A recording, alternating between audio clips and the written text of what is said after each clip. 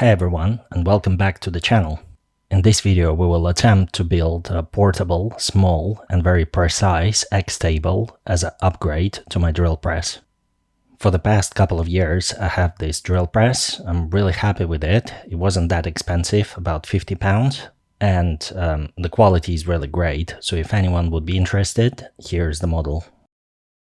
So in this project we will be utilizing MGN12 linear rails. Basically these linear rails are made from stainless steel as a main shaft, though there is advisable that they should be mounted to the metal plate to increase stiffness. Also the quite common sizes are MGN12, which is 12 millimeters width.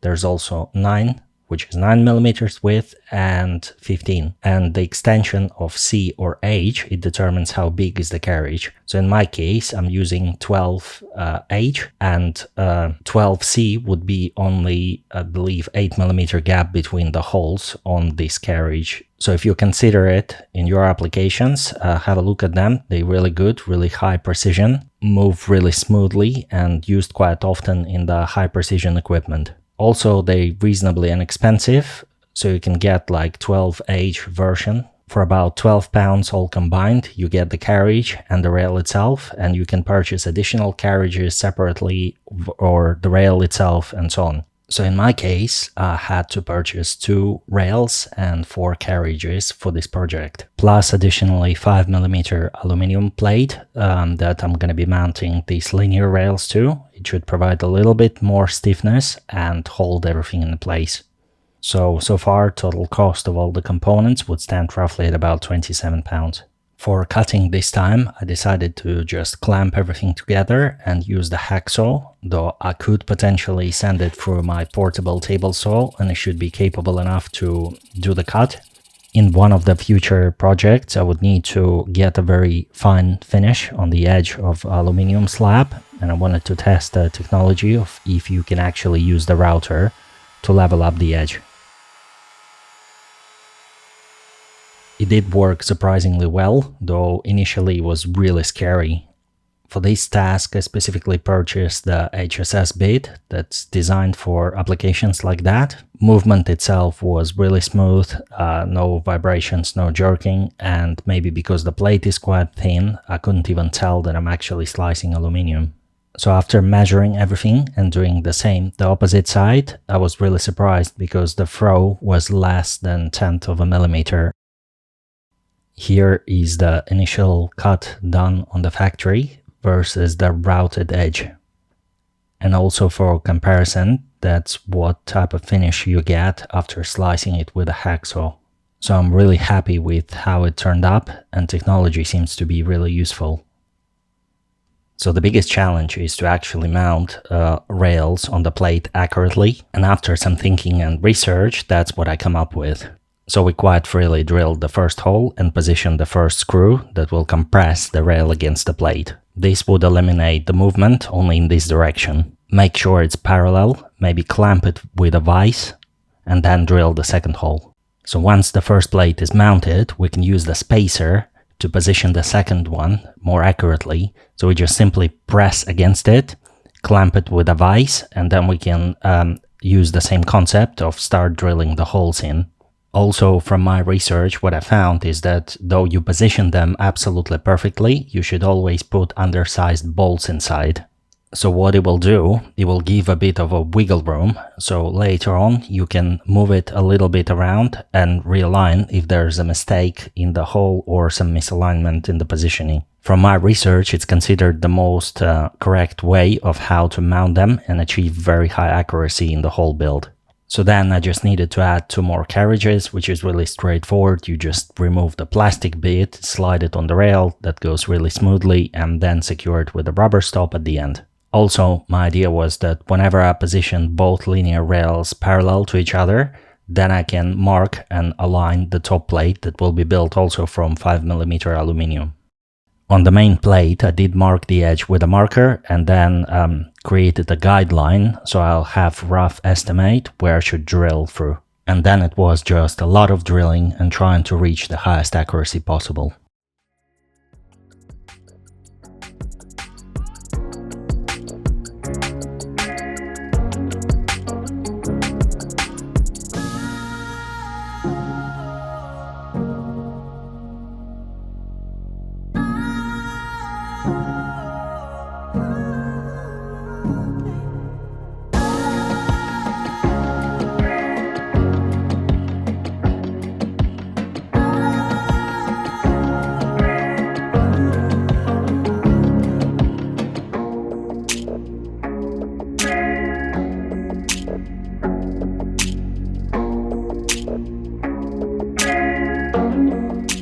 So after securing the rail to the plate with the two side screws, I had to drill all the holes, and after that I put the bolts through them and clamped it very firmly, so that would be our initial rail that we're gonna use for alignment.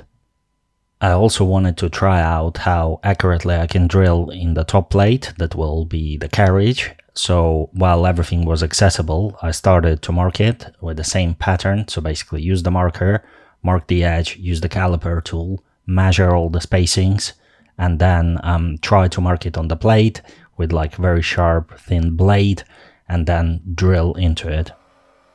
I also tried to kern the holes. So basically you take something like a very sharp nail and you hammer it a little bit, so just to give an initial dent for the drill bit to bite into, but with accuracies of 0.2, 0.5 of a millimeter, so half of a mil.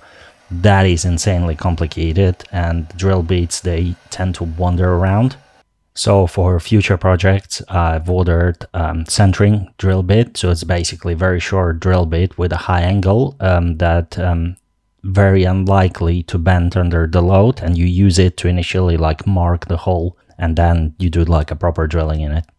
So with all the effort, trying not to rush, do it as accurately as I could, I still wasn't happy with the result. When I've attempted to mount the top plate, the holes were reasonably accurate. So yes, it did align with the carriage, but I think the angle was quite off. So therefore the whole gantry was moving like really stiff, and I didn't like it. After some thinking, I decided to replace it with a 3D printed part. Seems to be a bit controversial solution, but I've decided to mount an aluminum plate afterwards on top of that. So we'll be taking the main load and prevent any bending, while 3D printed part will be used for the alignment. So the bottom part ended up with this bunch of screws that wouldn't line up perfectly flat on the drill press, so I had to raise it a little bit. Luckily I had the offcuts, so from here was really straightforward. Just measure them, try to guess roughly where they will go, use a little bit of super glue to like kind of settle them out, and then reinforce it with some M3 screws that will hold them in place, and then drill through them the mounting holes. So that's actually the holes where the M6 bolts will go, and that will be compressing the whole plate against my drill press. So the next step was to design the end caps, which will be holding the lead screw, ball bearings, and will be the ends of the panel. For 3D printed parts, I'm using the program called Blender. It's open source, and I used it for quite a long time, so I'm just more familiar with it. So here you can see roughly the outlines of the end cap. We're gonna throw it in Orca Slicer, see how it stacks up, and 3D print two of them that go on the both edges. All of my parts are printed with PETG and 100% infill. Dimensions were great, I really nailed it, and with a ball bearing I even struggled to press fit it with my hands, so I had to use the clamp to actually force it in. Here how it looks, it will be glued with a super glue to the bottom of the plate, and also reinforced with screws that will go straight through the printed plastic and the base itself. After placing all the screws in place, the connection was really stiff. There was absolutely no flex in the construction. So the advantage of 3D printed part is that I can 3D print the mounting brackets for the brass bolt that will be going under the plate.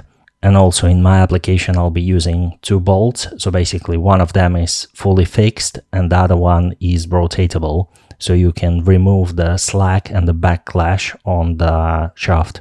As it was easier to design one unit and then just print two copies, I did that. So both of them will have a reinforcement screw that basically presses the brass bolt inside and doesn't let it twist. The fit and the alignment for the lead screw was perfect. I still decided to reinforce it a little bit and put the end cap, which was filled with a 2-component epoxy, and then just simply press fitted it. On the opposite side we'll have the handle. It will have a screw inside that will press fit it on the shaft and lock up the whole system, so the lead screw will be locked from both sides effectively. So then just simply fed through the lead screw and glued the end caps to the moving gantry. In this case I used super glue. I don't think any additional reinforcement is necessary, because from my experience the 3D printed part from PETG are pretty much welded together with the super glue as long as you sand them a little bit. With the handle itself, I've decided to do a little bit of the upgrade and added additionally like a knob that will help feeding through the part more evenly. So it's the same simple 3D printed part that has the brass tube inside integrated, so it will help a little bit with the rubbing. I also put a little bit of mechanical grease to smooth it out, and then it will be just press fitted with a bolt. And the final step was just simply to tighten up the compression screw, and the whole system was pretty much built. So the last thing that was left is just to actually mount it on the drill press. So here you go guys, that completes the build. Hope you liked it. I'm really happy with the result, turned up quite good. After some settling down, the gantry seems to move quite freely, so you can do it just literally with one pinky. Also there's no noticeable flex in the system, so it looks quite rigid, and I'm pretty sure that for the loads I'm going to be pushing it through, it will be more than enough. Also the repeated positioning accuracy is quite high as well. After a few measuring attempts, it seems to be within 0.2 of a millimeter, which is again really good for my application cases. Currently system is equipped with just 2mm aluminum plate on the top of 3D printed part that is held by 2 screws. In the future I will see, I might upgrade it to a bit thicker slab or so on, and I might have replaceable parts as well, so I can have a part with a vise or a part with like 90-degree angle and so on, depending on the application I'll be using it for. So yeah, the project turned out to be an around £27 total cost. So I guess I would be able to give a bit more feedback in the next video, and also I'm waiting for my fly cutter to arrive, so I'd be able to machine aluminium parts and level them. Once I have a little bit more practical application of it, I'll give you the feedback on how well it stands up to the tasks. So yeah, thanks everyone for watching. Who finds it interesting, please support with a like, and until the next one.